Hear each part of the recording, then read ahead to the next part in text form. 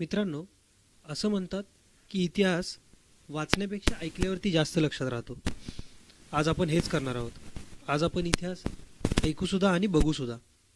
तर नेहमीप्रमाणे vision government जॉबवरती आपलं पुन्हा एकदा स्वागत आहे. आज आपण इतिहास मार्गदर्शनमधला महाराष्ट्रातील समाजसुधारक भाग 1 बघणार आहोत. यानंतर भाग 2, 3, 4 असे अपलोड होत राहतील. आणि समाजसुधारक हा असा एक टॉपिक आहे की जो एकदा कुणीतरी समजून सांगितल्यानंतर कायमस्वरूपी लक्षात राहतो. तर चला तर वेळ न वाया घालवता आपण सुरू करूया. हेच ते सर्व महान समाजसुधारक ज्यांचा आपल्याला STI आणि MPSC दोन्हीसाठी अभ्यास करायचा आहे. आयोगाने खरं तर यांचा अभ्यास का ठेवलेला असतो, कारण यांच्या विचारांनुसार तुमची पर्सनॅलिटी घडावी, त्यांच्या विचारांचा तुमच्यावरती प्रभाव पडावा, यासाठीच. तर आज खरं तर माझी परीक्षा आहे की मी यांचे विचार तुमच्यापर्यंत किती चांगल्या पद्धतीने पोहोचवतो आहे. जे आज समाजसुधारक आपण बघणार आहोत हे काही तुमच्यासाठी नवीन नाहीत. यांच्याबद्दल खूप ऐकलं असेल, खूप वाचलं असेल. तर हे आहेत राजर्षी छत्रपती शाहू महाराज. यांचा कालखंड आहे 1874 ते 1922. त्यांच्याबद्दल आणखीन सांगायचं झालं तर त्यांची आकर्षक व्यक्तिमत्व, दणकट शरीर, साधेपणा आणि प्रजेशी जवळीक हे त्यांच्या व्यक्तिमत्वाचं रेखाचित्र.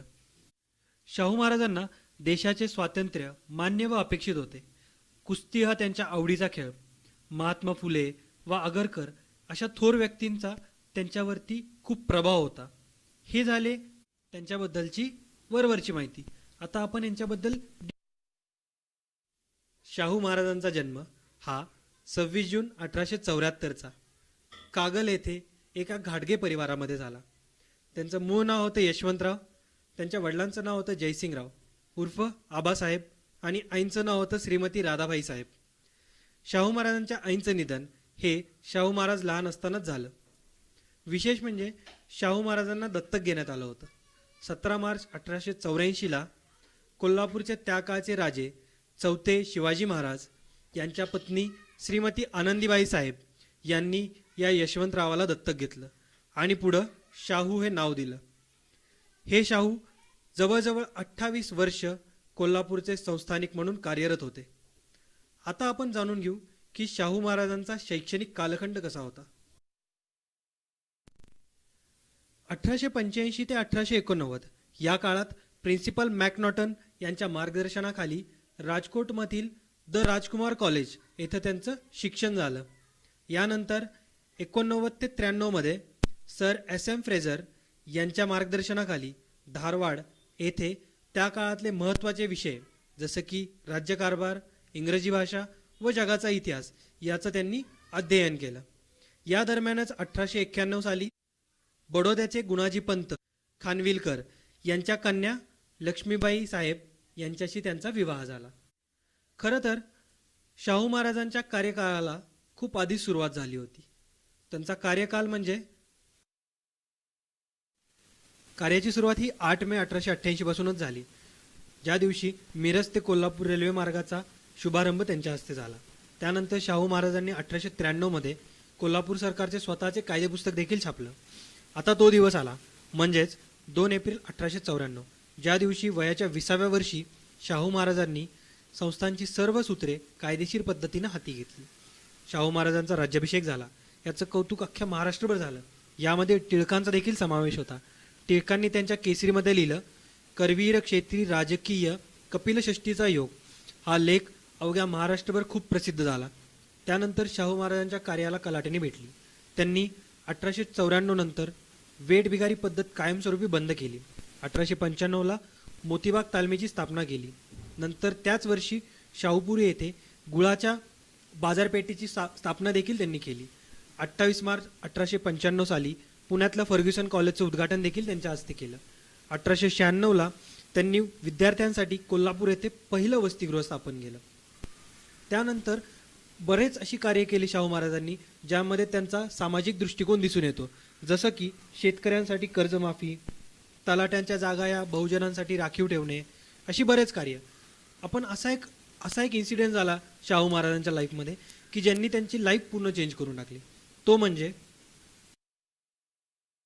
1899 ते 1901 या साली शाहू महाराजांच्या जीवनाला कलाटणी देणारे वेदोक्त प्रकरण घडले. ते प्रकरण असं होतं की राजांचे एक पुरोहित होते ज्यांचं नाव होतं आप्पासाहेब राजोपाध्ये. पूजेच्या वेळी ते वेदोक्त मंत्रांऐवजी पुराणोक्त मंत्र म्हणत. त्यांचं असं म्हणणं होतं की वैदिक मंत्र हे क्षत्रियांसाठी असून महाराज क्षत्रिय नसल्याने त्यांना वेदोक्त मंत्रांची गरज नाही. त्यामुळे शाहू महाराजांनी ब्राह्मणेतर चळवळीला प्राधान्य दिलं. तेव्हापासूनच ब्राह्मणांची मक्तेदारी थांबवण्यास व बहुजनांवर होणारा अन्याय संपवण्यासाठी त्यांनी बहुजन उद्धार कार्य हे हाती घेतलं. नंतर पुढे 1901ला नारायण भट या ब्राह्मणाकडून वेदोक्त श्रावणी तर केलीच, तसेच इतर जाती जमातींसाठी पुरोहितांची शाळासुद्धा त्यांनी स्थापन केली. या प्रकरणावरून एक गोष्ट शाहू महाराजांबद्दल जगासमोर आली अशी की शाहू महाराज हे जनतेसाठी काहीही करायला तयार होते आणि त्यांची वाटचाल ही बहुजनांच्या सुखदुःखाकडे वळाली होती. त्यांनी केलेली कार्य पुढील प्रमाणे. 1901ला गोहत्याबंदी कायदा त्यांनी लागू केला. 1902ला मागासवर्गीयांसाठी नोकरीत 50% आरक्षण ठेवण्याचा निर्णय त्यांनी घेतला. मात्र बढतीसाठी गुणवत्ता हा एकमेव क्रायटेरिया त्यांनी ठेवण्याचा निर्णय सुद्धा घेतला होता. नंतर 1906ला Shahu spinning and weaving mill याची स्थापना, यालाच शाहू मिल असेही म्हणतात. नंतर 1911 साली सत्यशोधक समाजाची शाखा त्यांनी कोल्हापूर येथे उघडली. ही सर्व कार्य करत असताना त्यांना बऱ्याच अडचणींना सामोरे जावं लागले. यापैकी एक सर्वात मोठी अडचण म्हणजे शाहू महाराजांवर चक्क बॉम्बस्फोट करण्याचा प्रयत्न सुद्धा करण्यात आला.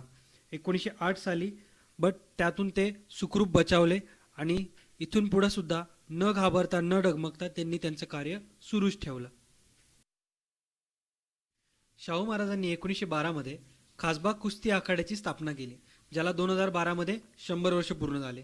नंतर 1913 मध्ये कोल्हापुरात सत्यशोधक समाजाची शाळा सुद्धा त्यांनी स्थापन केली. त्यांचा एक आदेश होता, गाव तिथे शाळा. तसंच पाटील शाळांची सुरुवात सुद्धा त्यांनीच केली. नंतर राधानगरी जे धरण आहे, जे की जगातलं पहिलं मातीचं धरण आहे, हे सुद्धा शाहू महाराजांनीच बांधून घेतलं होतं. 1916 मध्ये शाहू महाराजांनी प्राथमिक शिक्षण सक्तीचं व मोफत केलं. तसंच डेक्कन रयत शिक्षण संस्थेची स्थापना सुद्धा केली. शाळेमध्ये अस्पृश्यता पाळता येऊ नये म्हणून त्यांनी बरेच कायदे केले. तसेच 1917 मध्ये पुनर्विवाह कायदा, आंतरजाती विवाह कायदा, घटस्फोट कायदा व देवदासी प्रतिबंधीचा कायदा असे बरेच त्यांनी कायदे बनवले. नंतर कुलकर्णी व महार यांची वतने त्यांनी रद्द केली. आर्य समाजाची स्थापना त्यांनी कोल्हापूर येथे केली. 1921 मधला महत्त्वपूर्ण निर्णय म्हणजे श्राद्ध जगद्गुरू पीठावरती त्यांनी पहिल्यांदा नॉन ब्राह्मण माणसाला बसवले, ते म्हणजे सदाशिव पाटील बेनाडीकर. नंतर 1922 मध्ये दिल्ली येथे अखिल भारतीय अस्पृश्य परिषदेचे अध्यक्षपद सुद्धा शाहू महाराजांनी भूषवले. शाहू महाराजांचं कार्य हे काय महाराष्ट्रापुरतंच मर्यादित नव्हतं. जगभरातून त्यांच्या कार्याचं कौतुक व्हायचं. त्यातूनच त्यांना नाईट ग्रँड कमांडर हा किताब स्वतः राणी व्हिक्टोरियाने दिला. तसेच केम्ब्रिज युनिव्हर्सिटीकडून LLD ही पदवी भेटली. नंतर महाराज ही पदवी धारण करण्याचा अधिकार सुद्धा राणी व्हिक्टोरियानेच त्यांना दिला. 1919 साली कानपूरच्या 13व्या अखिल भारतीय कुर्मी क्षेत्रीय परिषदेत शाहू महाराजांना कानपूरच्या जनतेनेच राजर्षी हा किताब दिला. यातून आपल्याला लक्षात येतं की शाहू महाराजांचा लोकप्रियता जनतेमध्ये किती जास्त होती.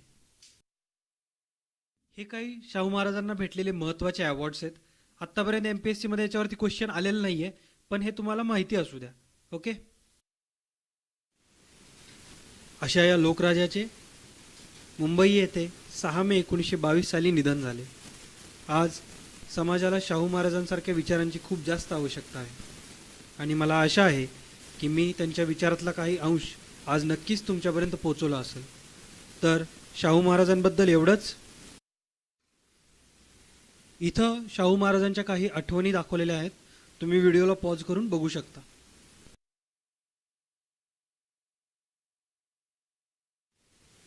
मला आशा आहे की तुम्हाला हा व्हिडिओ आवडला असेल.